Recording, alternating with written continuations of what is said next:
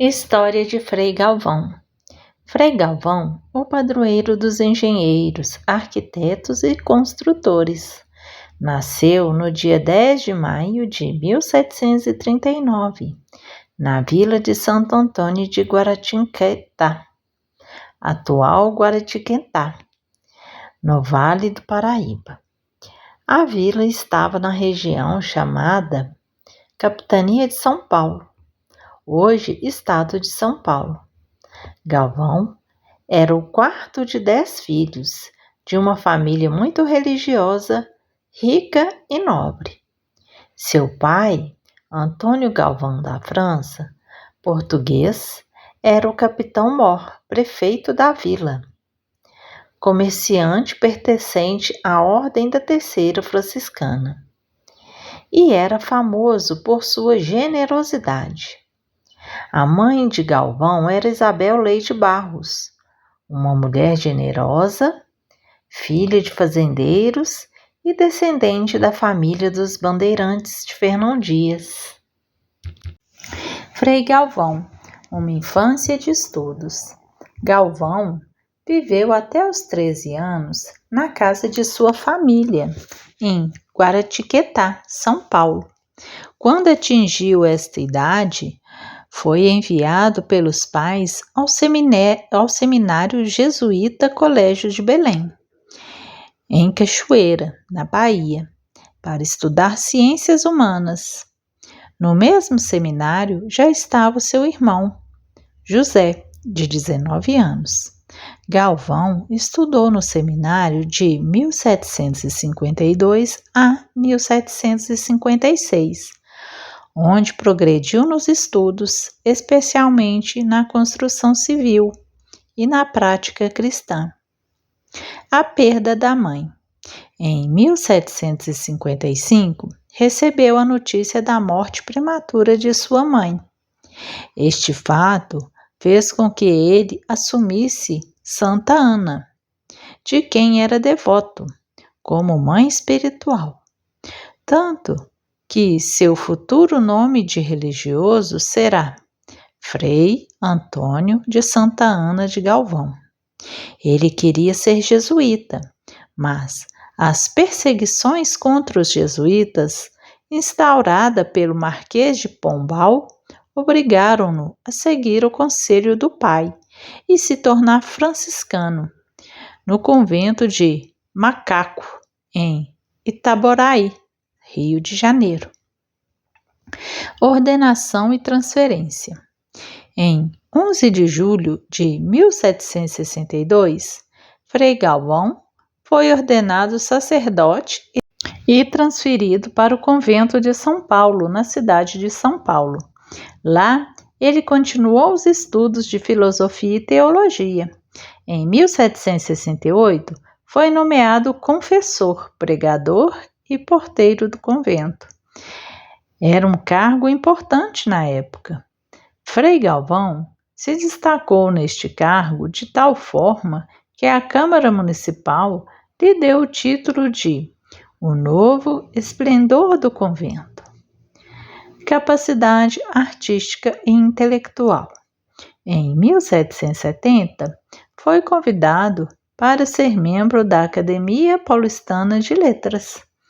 Isso porque ele compunha peças poéticas em latim, odes, ritmos e epigramas. Suas composições foram sempre bem metrificadas e cheias de profundo sentimento religioso e patriótico. Um pedido mudou a vida de Frei Galvão. Em 1769 e 1770, Frei Galvão recebeu a missão de ser confessor no recolhimento de Santa Teresa, um tipo de convento que abrigava devotas de Santa Teresa de Ávila, em São Paulo. Lá, ele conheceu a irmã Helena Maria do Espírito Santo, uma freira penitente que dizia receber um pedido de Jesus: a fundação de um novo reconhecimento. Galvão estudou essas mensagens, consultou outros teólogos que as reconheceram como verdadeiras e sobrenaturais. A grande obra da vida de Frei Galvão. Num tempo em que as construções de conventos, de ordens religiosas e até igrejas estavam proibidas em todo o império pelo Marquês de Pombal, Frei Galvão assumiu as consequências e fundou um novo recolhimento, chamado Recolhimento Nossa Senhora da Luz. A fundação foi em 2 de fevereiro de 1774. A identidade espiritual da nova fundação era baseada na Ordem da Imaculada Conceição. Frei Galvão escreveu os estatutos, as regras e deu todo o amparo necessário para o pequeno recolhimento se tornar de fato uma congregação religiosa. Um casebre dá origem ao bairro da Luz. Irmã Helena e mais 2 jovens vocacionadas foram morar no recolhimento. O recolhimento, porém, nada mais era do que um casebre afastado da cidade, no meio do mato. Este local é hoje o mesmo onde está o Mosteiro da Luz, construído por Frei Galvão. Ali, por causa da construção, iniciou-se o bairro da Luz, na cidade de São Paulo. Reviravolta na história. Aos poucos, outras jovens vocacionadas foram entrando no recolhimento, confirmando a profecia de Irmã Helena. Quando o recolhimento tinha pouco mais de 1 ano, um fato surpreendente mudaria todo o rumo da história. Irmã Helena faleceu repetidamente em 23 de fevereiro de 1775. Por isso, Frei Galvão se viu obrigado a se tornar o novo diretor do Instituto e novo líder espiritual das irmãs. Nisso, um grande número de moças vocacionadas começaram a vir para o recolhimento. Frei Galvão, padroeiro dos construtores, engenheiros e arquitetos. Aos poucos, não havia mais lugar para acomodá-las com dignidade no casebre. Por isso, Frei Galvão, usando das habilidades que aprendera com os jesuítas, projetou e começou a construir o Mosteiro da Luz. No começo, ele e as irmãs trabalhavam na obra. Depois, os pais das irmãs do recolhimento começaram a enviar escravos e dinheiro para ajudarem na construção. O povo, vendo a grandeza da obra, começou a ajudar com mantimentos, alimentos para todos e materiais de construção. Perseguição. Um governador novo, porém, chegou a São Paulo e quis pôr ordem do Marquês de Pombal em prática, mandando fechar o recolhimento. Frei Galvão obedeceu, mas as irmãs se recusaram a sair do recolhimento. O governador, então, começou a agir com violência, enviando tropas e ameaçando destruir tudo. Mas o povo se revoltou e o governador teve que ceder. Assim, Frei Galvão voltou a liderar a construção do recolhimento. O povo queria o Mosteiro da Luz. A construção demorou 28 anos e, como foi dito, deu origem ao bairro da Luz, em São Paulo. Prisioneiro da cidade de São Paulo. Mais tarde, o capitão Mor de São Paulo sentenciou um soldado à morte pelo fato de este ter ofendido levemente a seu filho. Frei Galvão, não aceitando a punição, defendeu o soldado e, por consequência, foi preso. Mas o povo, as irmãs e o bispo de São Paulo, Dom Manuel da Ressurreição, recorreram ao superior providencial, escrevendo-lhe que nenhum dos habitantes desta cidade será capaz de suportar a ausência deste religioso por um único momento. Depois, em 1781, Frei Galvão foi nomeado mestre de noviços em Macaco. Em 1798, assume o cargo e guardião do convento de São Francisco. Pílulas de Frei Galvão e sua origem.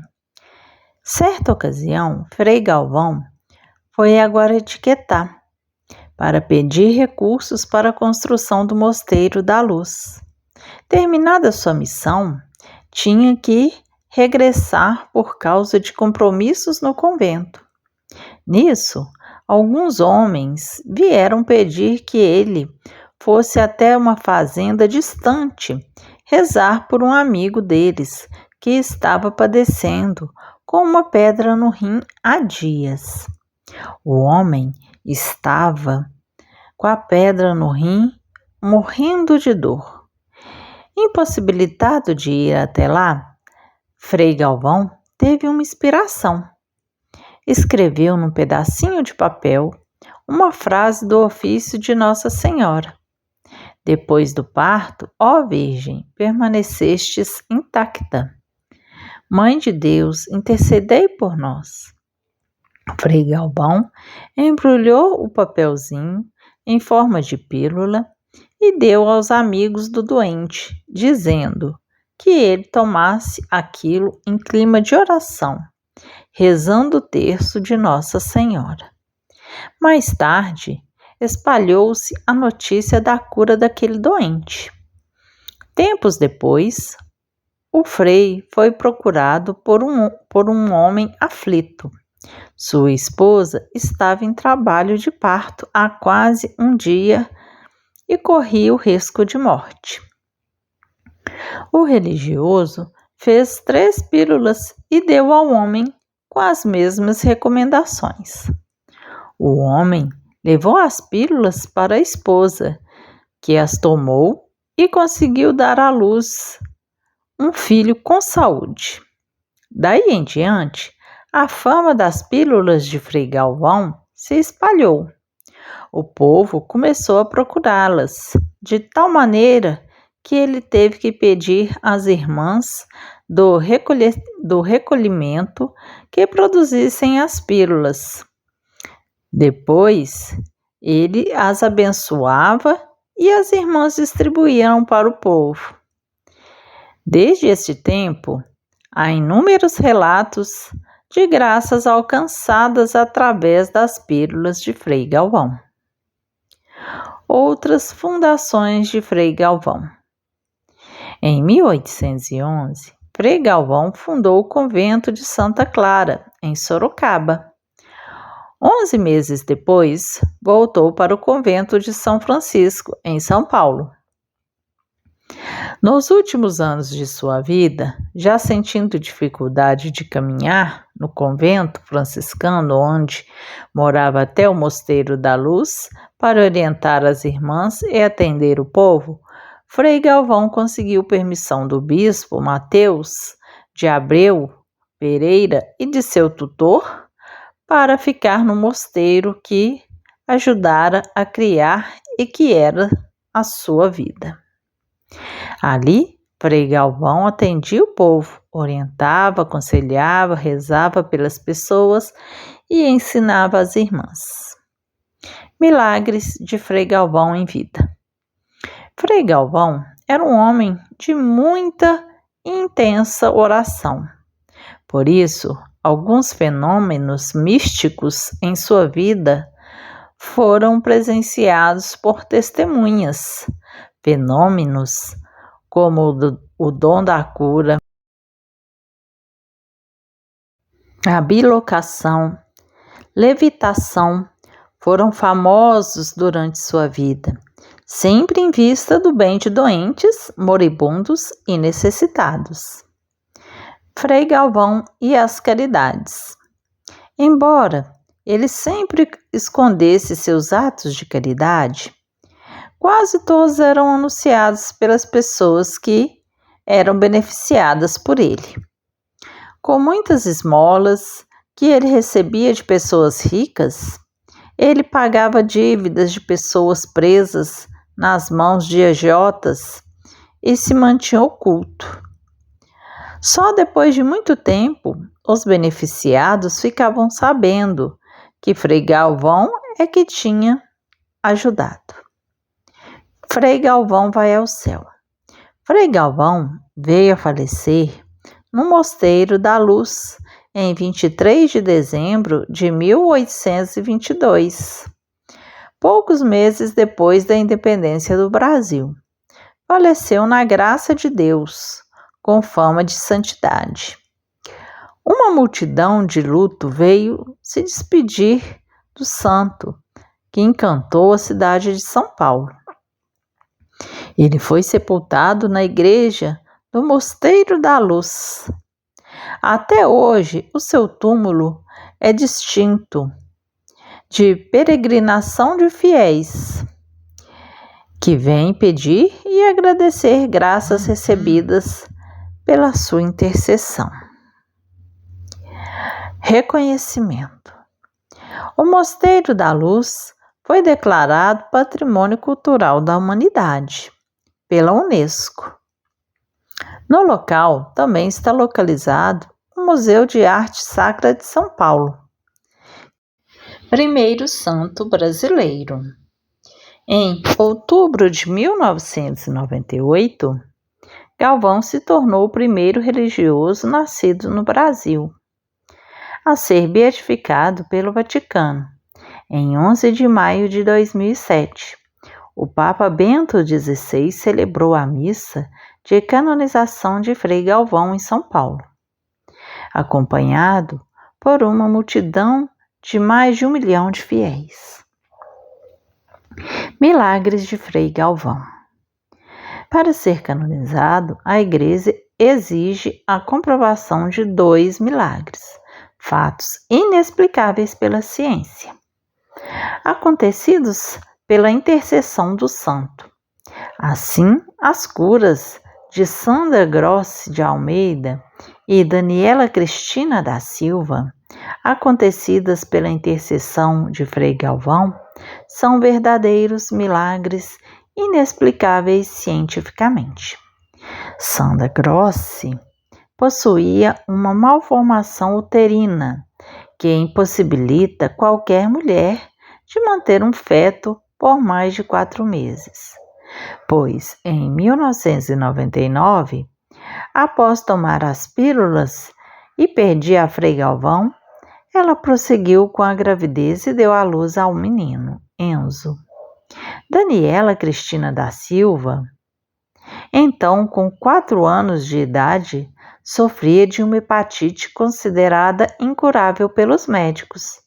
Após tomar as pílulas e rezar fervorosamente, ficou curada inexplicavelmente. Como adquirir as pílulas de Frei Galvão? As pílulas podem ser adquiridas no Museu Frei Galvão, em Guaratinguetá, e no Mosteiro da Luz, em São Paulo. Se você gostou da história de Frei Galvão, curta, compartilhe para que mais pessoas possam aprender e descobrir a história de um santo brasileiro tão amado. Que Deus te abençoe e até uma próxima história de um próximo santo ou santa no canal Simplesmente Ame.